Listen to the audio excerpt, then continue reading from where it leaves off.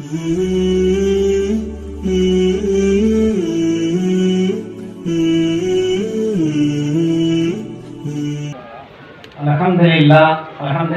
ரப்பில் ஆலமீன் வஸ்ஸலாத்து வஸ்ஸலாமு அலா சய்யிதினா முஹம்மதின் வ அலா ஆலிஹி வ அஸ்ஹாபிஹி அஜ்மஈன் இலா யௌமித்தீன். அஊது பில்லாஹி மினஷ் ஷைத்தானிர் ரஜீம். பிஸ்மில்லாஹிர் ரஹ்மானிர் ரஹீம். வ மன் அஹ்ஸனு கௌலன் மிம்மன் தஆ இலல்லாஹ் வ அமில ஸாலிஹன் வ கால இன்னனி மினல் முஸ்லிமீன். அஸ்ஸலாமு அலைக்கும் வரஹ்மத்துல்லாஹி வ பரகாத்துஹு. கண்ணியமிக்க தமிழகத்தின் தலை சிறந்த மார்க்க அறிவு கூடங்களின் பொறுப்பாளர்கள், மதிப்புமிக்க தமிழகத்தின் தலை சிறந்த மார்க்க அறிஞர்கள் எல்லாம் இங்கு வருகின்றிருக்கிறார்கள். அவர்களுக்கு முன்பு அவருடைய கல்வி, அவர்களுடைய அந்த மார்க்க நிலையிலிருந்து மிக தூரம் இருக்கக்கூடிய ஒரு சாதாரண முஸ்லிமாகிய அப்துல் ரப் ஆசாத் ஆகிய நான் இந்த அவையிலே பேசுவதற்கான வாய்ப்பு கிடைத்தது. 2 காரணங்கள் என்று நான் நம்புகின்றேன். முதலாவது காரணம், இந்த அஸ்ஸலாமியா அரபிக் கல்லூரி உருவாவதற்கு முதலாக அதற்கு ஆதரவும் அவர்களுடைய முயற்சிகளுக்கு ஒரு அடித்தளமும் அமைத்து தந்து மேலக்கால் என்ற ஒரு கிராமத்திலே அந்த அரபு கல்லூரி சில ஆண்டு காலம் இயங்கியது. இதற்கெல்லாம் மூல காரணமாக அமைந்தது அந்த கருத்தியல் உருவாவதற்கு சற்று சில மாதங்களுக்கு முன்புதான் நான் நதுவத்துல் உலூம் என்ற உலகின் மிக பெரிய மதரசாவாகிய நதுவாவுக்கு சென்று அங்கு ஒரு வார காலம் தங்கியிருக்கக்கூடிய வாய்ப்பு கிடைத்தது. அந்த வாய்ப்பை வாழ்நாளிலே என்னால் மறக்க முடியாத ஒரு வாய்ப்பாக நான் கருதுகின்றேன். சில கடமைகள் வாழ்நாள் முழுவதிலும் ஒரு பெரிய தாக்கத்தை உண்டாக்கும். அது போன்ற ஒரு கடமை தான் ஹஜ் என்ற கடமை. அந்த ஹஜ் என்ற கடமையை நிறைவேற்றியவர்கள் அதன் பின்பு அவர்கள் மரணிக்கும் வரை அந்த நினைவு அவர்களுக்கு அலைவாய்ந்து கொண்டே இருக்கும். கிட்டத்தட்ட அது போன்ற ஒரு பெரிய மார்க்க கலைக்கூடத்திலே நான் 6 நாட்கள் தங்கியிருந்த அந்த நாட்கள் இருக்கிறது. அதை பற்றி பேச வேண்டும் என்றால் நீண்ட காலங்கள் பேச வேண்டும். என் உள்ளத்திலே உண்டாக்கிய அந்த தாக்கம், என் உள்ளத்திலே உண்டாக்கிய அந்த ஆன்மீக உணர்வு, என் உள்ளத்திலே உண்டாக்கிய அந்த எளிமையின் வடிவங்களாக இருந்த அந்த மார்க்க அறிஞர்கள், என் உள்ளத்திலே உண்டாக்கிய அந்த மார்க்க அறிஞர்களுடைய அறிவு தேடல்கள், இதையெல்லாம் நான் அப்படியே அதன் மீது ஆகர்ஷிக்கப்பட்டு நான் இருந்த அந்த காலகட்டத்தில் தான் மௌலவி ரியாஸ் நத்வி அவர்கள் எங்களுடைய தாவா சென்டருக்கு வந்து நதுவாவை போன்ற ஒரு மார்க்க கலைக்கூடத்தை உருவாக்க வேண்டும் என்று நாங்கள் விரும்புகிறோம் என்று அவரும் ஷியாம் என்ற அந்த மார்க்க அறிஞரும் கூறியதன் விளைவாக அந்த மேலக்காலிலே அது உருவாக்கப்பட்டு அங்கு கருவாக உருவாகி இங்கே மிகப்பெரிய கலைக்கூடமாக இறைவனின் மகத்தான அருளால் இது உருவாகி 5ஆம் ஆண்டை எட்டியிருக்கிறது. சில சகோதரர்கள் திருக்குரானை மனனம் செய்த ஆசிரியர்களாக உருவாக்கப்பட்டிருக்கிறார்கள். அதனுடைய நன்மைகளை எங்களுக்கு உங்களை சார்ந்த இந்த அறப்பணி செய்து வர தாவா பணியை, முஸ்லிம் அல்லாதவர்கள் இஸ்லாத்தை எடுத்து சொல்லக்கூடிய இந்த பணியை செய்து வரக்கூடிய முகமை நல அறக்கட்டளைக்கும் கிடைப்பதற்கு நீங்கள் அனைவரும் பிரார்த்தனை செய்ய வேண்டும் என்று இந்த நல்ல நேரத்தில் கேட்டுக்கொள்கிறேன்.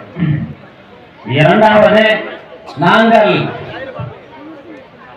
முஸ்லிம் அல்லாதவர்கள் இஸ்லாத்தை எடுத்து சொல்வது, முஸ்லிம் அல்லாதவர்கள் சமூக நல்லுறவை உண்டாக்குவது, முஸ்லிம் அல்லாதவர்களிடம் நம்முடைய நல்லுறவை உண்டாக்குவதன் மூலமாக அவர்களை நரக நெருப்பில் இருந்து காப்பாற்றக்கூடிய அரும்பணியை நபிகள் நாயகம் ஸல்லல்லாஹு அலைஹி வஸல்லம் இறுதி தூதர் எம்பெருமானார் முஹம்மது முஸ்தபா ஸல்லல்லாஹு அலைஹி வஸல்லம் அவர்கள் நமக்கு விட்டு சென்ற மிகப்பெரிய பணி. நான் ஹஜ் செய்யும் பொழுது சென்ற ஆண்டு தான் ஹஜ்ஜுக்கு போயிருந்தேன். அப்பொழுது பல என்னுடன் ஹஜ்ஜுக்கு வந்த சகோதரர்களிடம் கேட்டேன். நான் ஹஜ்ஜில் இரண்டு விஷயங்கள் இருக்கின்றன. ஒன்று பஷர், நற்செய்தி இருக்கிறது. யார் இறையச்சத்துடன் சரியான முறையிலே ஹஜ்ஜை நிறைவேற்றுகிறாரோ அவர் அன்று பிறந்த பாலங்களை போல வெளியே வருகிறார் என்று நபிகள் நாயகம் ஸல்லல்லாஹு அலைஹி வஸல்லம் மூலமாக மூமின்களுக்கு நற்செய்தியும் உறுதியும் வழங்கப்பட்டிருக்கிறது. இரண்டாவது, ஹஜ்ஜில் இருக்கக்கூடிய இன்னொரு முக்கியமான செய்தி வசியத். நபிகள் நாயகம் ஸல்லல்லாஹு அலைஹி வஸல்லம் அவர்கள் செய்த முதல் ஹஜ்ஜும் இறுதி ஹஜ்ஜும் அதுதான். அதற்கு பின்பு நான் இங்கு வருவேனா வரமாட்டேனோ என்று அவர்கள் சந்தேகத்தை எழுப்பிய வண்ணமாக அவர்கள் கூறிய இறுதி பேருரை, இந்த இறுதி பேருரையை செய்ததுதான் அவருடைய வசியத். அந்த வசியத்தை அரபா பெருவழியில் இருந்து கொண்டு யாராவது நினைத்து பார்க்கின்றீர்களா, நினைத்து பார்க்கின்றோமா என்பதை பற்றி என்னுடன் ஹஜ் செய்த பல சகோதரர்களை கேட்டு பார்த்தேன். அதிலே பூஜ்ஜியம் தான் இருந்தது. அந்த வசியத்தை நான் அரபா பெருவழியை எவ்வாறு நான் நம்மளுடைய பாவங்களை மன்னிப்பதற்காக, அன்று பிறந்த குழந்தைகளாக மாறுவதற்காக, நம்முடைய பாவங்களை எல்லாம் பட்டியலிட்டு நமக்கு வணக்கம் முன்னால் நிறுத்தி அதையெல்லாம் இறைவனுக்கு முன்னால் சமர்ப்பித்து பாவங்களை மன்னித்து அன்று பிறந்த குழந்தையாக இறைவா இதை ஆக்கி அருள் செய் என்று நாம் கண்ணீர் மாற்ற பிரார்த்தனை செய்கின்ற அதே ஊடாக அதே ஹஜ்ஜத்துல் விதாவில் தான் எம்பெருமானார் ஸல்லல்லாஹு அலைஹி வஸல்லம் அவர்கள் இஸ்லாத்தினுடைய அடிப்படையான செய்திகளை எல்லாம் கூறிவிட்டு இங்கு வந்திருப்பவர்கள் வராதவர்கள் இந்த செய்தியை சொல்லுங்கள் என்ற அந்த வசியத்து செய்யப்பட்ட இடம் இந்த இடம். இந்த இடத்திலே என்னுடைய சகோதர சமூகத்தை சேர்ந்த ஆதமின் மக்களாக இருக்கக்கூடிய என்னுடைய அருமை உறவுகளாக ரத்த வந்த உறவுகளாக இருக்கக்கூடிய அந்த முஸ்லிம் அல்லாத சகோதரர்களிடம் இந்த இஸ்லாத்தினுடைய செய்தியை கொண்டு போய் சேர்க்கக்கூடிய அந்த கடமை உணர்ச்சியையும் அந்த செயல்திறனையும் அந்த நாவன்மையையும் அந்த ஒழுக்க விழுமியங்களையும் அந்த அன்பு நெறியை அவர்களிடம் கொண்டு போய் சேர்க்கக்கூடிய அந்த பண்பாட்டையும் நல்லொழுக்கத்தையும் தர வேண்டும் என்று அந்த இடத்திலே நான் பிரார்த்தனை செய்வதிலே நாம் மெம்பர் பின்தங்கி இருக்கின்றோம். எனவே இந்த அழைப்பு பணி செய்யக்கூடியவர் என்ற ரீதியிலும் என்னை இந்த அவையிலே அழைத்திருக்கிறார்கள் என்று நான் கருதுகின்றேன். மூன்றாவதாக ஒரு முக்கிய செய்தியை அறிஞர் மக்கள் எல்லாம் வந்திருக்கிறார்கள். இருந்தாலும் என் வாழ்வின் அனுபவங்களை கொண்டு சில செய்திகளை நான் பரிமாறிக்கொள்ள வேண்டும் என்று விரும்புகின்றேன். 1984-86 ஷாபான் வழக்கு என்று இந்தியா முழுவதும் இஸ்லாமிய ஷரியா சம்பந்தமாக இந்தியா முழுவதும் மாபெரும் எழுச்சி நடந்து கொண்டிருந்த ஒரு காலகட்டம். அந்த காலகட்டத்திலே மதுரையிலே தமிழ்நாடு தியாலஜிக்கல் செமினரி என்ற ஒரு கிறிஸ்துவ ஒரு கல்லூரி இருக்கிறது. 3 மாதத்திற்கு ஒரு முறை சமய நண்பர்கள் வட்டம் என்ற பெயரிலே பொதுவான விஷயங்கள் பற்றி பேசுவதற்காக கூப்பிடுவார்கள். அப்பொழுது அந்த நேரத்தில் பொது சிவில் சட்டம் பற்றி பேசுவதற்காக நான் அந்த அமைப்புடன் நெருக்கமான தொடர்பு வைத்திருந்தேன். அவர்கள் சொன்னார்கள், யாராவது ஒரு பெரிய மார்க்க அறிஞரை கூப்பிடுங்கள். ஒரு முஸ்லிம் இதை பற்றி பேசுவார், ஒரு கிறிஸ்தவர் பேசுவார், ஒரு இந்து சகோதரர் பேசுவார். அதற்கு பின்னால் 45 நிமிடங்கள் கேள்விகள் கேட்பார்கள். அதுக்கு பதில் சொல்ல வேண்டும். தமிழகத்திலே மிக சிறந்த ஒரு மார்க்க அறிஞரை தான் பாக்கியாத்து சாலிஹாத் மதரசாவிலே ஓதிய மிகச்சிறந்த மார்க்க அறிஞர் இப்பொழுது நம்மிடையே இல்லை. அவருடைய பெயரை சொல்ல விரும்பவில்லை. அவர்களை அழைத்தேன், நீங்கள் பேசுங்கள் என்று. முதலே தயக்கம் காட்டினார்கள். அதற்கு பின்பு ஒத்துக்கொண்டார்கள். அந்த நிகழ்ச்சி நடைபெறக்கூடிய அந்த நேரத்து நாளிலே எனக்கு வேறொரு பணி இருந்தால் சென்னைக்கு சென்று விட்டேன். 2 நாட்கள் கழித்து வந்ததற்கு பின்னால் அந்த மார்க்க அறிஞர் என்னை சந்தித்தார். பிரதர் ஆசாத், நீங்கள் ஒரே ஒரு நிகழ்ச்சியை கலந்து கொள்ள செய்து எனக்கு 2 விஷயங்களை கற்றுக் கொடுத்து விட்டீர்கள் என்றார்கள். என்ன விஷயம் என்று நான் கேட்டேன். வாக்கவி என்றால் எங்களுக்கு ஒரு பெருமை இருக்கிறது. எல்லா கல்வி கூடங்களை விட மதரசாக்களை விட ஒரு சிறந்த மதரசாவிலே ஓதிய அந்த உணர்வு எங்களிடம் இருக்கிறது. ஆனால் இந்த இறையியல் கல்லூரி 40-50 நிமிடங்கள் நடந்த அந்த உரையாடல் மூலமாக நான் ஒன்றை தெரிந்து கொண்டேன். நான் வெறும் பாக்கிரியாக இருந்தால் மட்டும் போதாது, குறைந்தபட்சம் BA அளவிற்கு படிக்கக்கூடிய ஒரு கல்வி ஞானமும் சேர்ந்து பெற்றிருக்க வேண்டும் என்ற அறிவை அந்த 50 நிமிடங்கள் நிகழ்வு எனக்கு உணர்த்தியது என்று கூறினார். அறிஞர்களுக்கும் இங்க உருவாகக்கூடிய மார்க்க அறிஞர்களுக்கும் இங்க பெரும்பாலும் மார்க்க அறிஞர்கள் வந்திருக்கிறார்கள். நாம் எங்கே இருக்கிறோம், நம்மளுடைய அறிவு ஞானம் எங்கே இருக்கிறது என்ற என்பதை முஸ்லீம் அல்லாதவர்களிடம், முஸ்லீம் அல்லாத அறிஞர்களிடம், முஸ்லீம் அல்லாத மற்ற துறை சார்ந்த அறிஞர்களிடம் உரையாடும் போதுதான் நமக்கு தெரியும். நாமே நம்மை படிக்க வைத்துக் கொண்டு நாம் நன்றாக இருக்கிறோம் நினைத்துக் கொண்டிருப்போம். ஆனால் கடைசியில் அந்த மார்க்க அறிஞரை அல்லாஹ் சுப்ஹானஹு வ தஆலா அவருடைய கபருடைய வாழ்க்கையை சுவன பூந்தோட்டமாக ஆக்க வேண்டும். எம்ஏ எம்பி முடிச்சுதான் அவர் மரணமானார். எதற்காக கொள்கிறேன் என்று சொன்னால், முஸ்லீம் அல்லாதவர்களிடம் நாம் இந்த இஸ்லாத்தின் செய்தியை கொண்டு போய் சேர்த்த போதுதான் நம்மளுடைய அறிவு எங்கே இருக்கிறது, அவர்கள் எப்படியெல்லாம் யோசிக்கிறார்கள், அதற்கு எந்த வகையிலெல்லாம் அவர்களுக்கு நல்ல முறையிலே அவர்களுக்கு விளக்கங்களை அளிக்க முடியும் என்ற தெளிவு நமக்கு கிடைப்பது இந்த தாவா களத்தில் தான் கிடைக்கும். இந்த தாவா களம் இருக்கிறது, முஸ்லீம் அல்லாதவரோடு தொடர்பு வைத்துக் கொள்ளக்கூடிய அந்த களம் இருக்கிறது, அது அன்பின் பரிமாணமாக இருக்க வேண்டும். ஏதோ இங்கே வைத்துக் கொண்டு 4 பேரை கூப்பிட்டு வைத்துக் கொண்டு நான் இஸ்லாத்தை சொல்கிறேன் என்று சொல்வதல்ல. நான் மஹபூபாளையம் 1வது தெரு மதுரையிலே குடியிருக்கின்றேன்.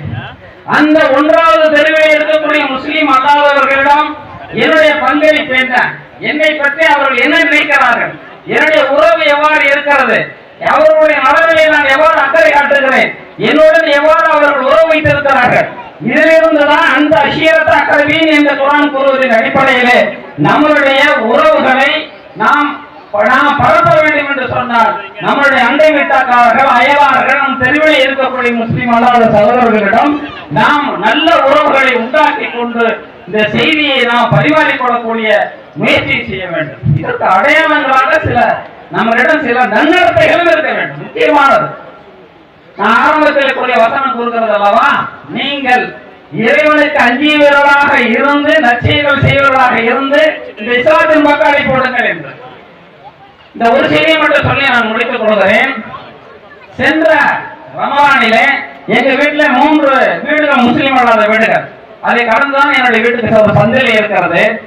ஒவ்வொரு ரமலானிலும் முஸ்லீம் அல்லாத அந்த 3 வீட்டுக்காரர்களை வீட்டுக்கு வந்து கலைப்பேன். நாடார் சமூகத்தை சேர்ந்தவர்கள் அவர்கள் 3 பேருமே. சென்றவரை அழைக்கும் பொழுது அவங்க வீட்டில் சில பெண்கள் வந்திருப்பார்கள் போல இருக்கிறது. அவர்கள் போய் இருக்கிறார்கள்.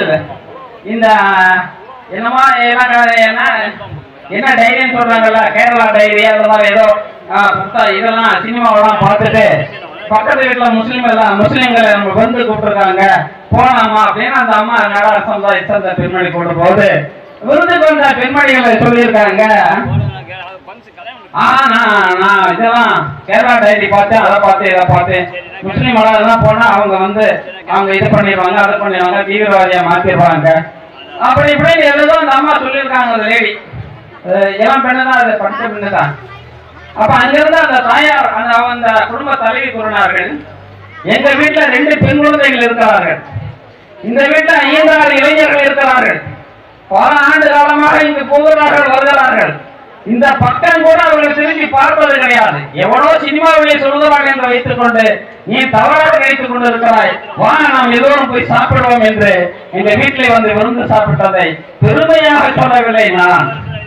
நாம் செயலிலே இந்த இஸ்லாத்தை பிரதிபலித்து காட்டுவதன் மூலமாக இறைவனுடைய மார்க்கம் இந்த உலகம் முழுவதிலும் பரவியதற்கான சான்றுகளாக வரலாற்றை நாம் படித்து பார்த்தோம் என்று சொன்னால் இது போன்ற செயல்பாடுகளின் மூலமாகத்தான் நாம் இந்த செய்தியை கொண்டு போய் சேர்க்க வேண்டும். அதற்கு இந்த மார்க்க கல்வி துணை செய்ய வேண்டும். திரும்ப திரும்ப ஒன்று மாற்றுகிறேன் என்று சொல்லாதீர்கள். ஒரு முஸ்லீம் அல்லாத சகோதரர்கள் எல்லாம் அழைத்து ஒரு நிகழ்ச்சி ஒன்று நடத்தினார். ஒரு பெரிய அறிஞர் அவர். ஆனா அவரிடம் ஒருவர் சீட்டு கொடுத்து கேட்கிறார், இந்தியாவை தோன்றிய சமண மதம் பற்றி உங்களுக்கு விளக்கம் சொல்லுங்கள் என்று கேட்கிறார். அவர் சொல்றார், சமண மதத்தை பற்றி எனக்கு தெரியாது என்று சொல்கிறார். தயவு செய்து இந்த கம்பேரிட்டிவ் ஸ்டடிஸ், மற்ற மதங்களை பற்றி ஆய்வு செய்வது என்பது நபிகள் நாயகம் ஸல்லல்லாஹு அலைஹி வஸல்லம் அவர்கள் நபி தோழர்கள் அதற்காக பயிற்றுவிட்டார்கள் என்று நாம் பக்கமாக எழுதுகிறோம், ஹதீஸ்களை படிக்கின்றோம், விளக்க உரையில் எழுதுகிறோம், பாடம் எடுத்துகிறோம். ஆனால் இந்த கம்பேரிட்டிவ் ஸ்டடிஸ் என்பது நம்மளுடைய கலைக்கூடங்களிலே, அறிவு கூடங்களிலே, அறிவு கல்லூரியில் இருப்பது கிடையாது. இந்தியாவிலே தோன்றிய மிகச் சிறந்த மத சமயங்களிலே ஒன்று சமண மதமும் புத்த மதமும். அந்த மதங்களை பற்றி தெரியாமல் இந்திய சமூகத்தில் நீங்கள் இஸ்லாத்தை எப்படி கொண்டு போய் சேர்க்க முடியும்? ஏதோ வந்தது போல சொல்ல முடியும், அவ்வளவுதான். அதுபோலதான் கிறிஸ்தவ சமயமாக இருந்தாலும் சரி, எந்த சமயமாக இருந்தாலும் சரி, இன்று மார்க்க அறிஞர்கள், இளம் மார்க்க அறிஞர்களும் இருக்கக்கூடிய ஒரு குறைபாடை மட்டும் சொல்லி நான் முடித்துக் கொள்கிறேன். எல்லாம் செல்போனை படித்துக் கொண்டு கம்பேரிட்டிவ் ஸ்டடி பண்றாங்க. அது பண்ணக்கூடாது. டெப்த் நாலேஜ் வேணும். பைபிள் படிக்கணும், ஓல்டு பைபிள் படிக்கணும். அது மாதிரி புத்த மதத்தின் அடிப்படையை படிக்கணும், சமணத்தின் அடிப்படையை படிக்கணும், வேதங்களின் அடிப்படைகளை படிக்கணும். டெப்த் நாலேஜை வைத்துக் கொண்டுதான் நாம் அவர்களிடம் உரையாட வேண்டும். இந்தியாவில் இருக்கிற சாதி அமைப்புகளை பற்றி படிக்க வேண்டும். ஒவ்வொரு சாதிக்கும் ஒரு குணம் இருக்கிறது, ஒரு கலாச்சாரம் இருக்கிறது. அதை பற்றி நாம் தெரிந்து கொள்ள வேண்டும். இதையெல்லாம் தெரிந்து கொள்வதற்கு பின்புதான் நான் தெரிந்து கொண்டதன் ஊடாகத்தான் இந்த அழைப்பை கொண்டு போய் சேர்க்க வேண்டும். அதற்கு இந்த மதரசா கல்வி, அது குறிப்பாக என்னுடைய அன்பு இளவர்கள் உருவாக்கி இருக்கக்கூடிய இந்த அஸ்ஸலாமியா அரபி கல்லூரி துணை செய்ய வேண்டும். அதற்கு அவர்கள் முயற்சிகளை செய்ய வேண்டும் என்று இந்த நல்ல நேரத்திலே கேட்டுக்கொண்டு, பல இறைவன் நாம் அனைவரையும் தாயமாக மௌலானா கலீம் சித்திக் மௌலானா அவர்கள் கூறியது போல, நீங்கள் மார்க்க அறிஞர்கள் என்று சொல்லிக் கொள்வதில் உங்களுக்கு பெருமை இல்லை, நீங்கள் தாயிகள், நீங்கள் அழைப்பாளர்கள் என்று சொல்லிக் கொள்வதில்தான் உங்களுடைய கடப்பாடு இருக்கிறது என்று மௌலானா 2 முறை இந்திய திருநாட்டிலே ஜெயிலுக்கு சென்று திரும்பிய மாபெரும் அழைப்பாளர் கலீம் சித்திக் மௌலானா அவர்கள் கூறிய கருத்தை பதிவு செய்து நிறைவு செய்கிறது. எல்லா புகழும் ஏக இறைவனுக்கு.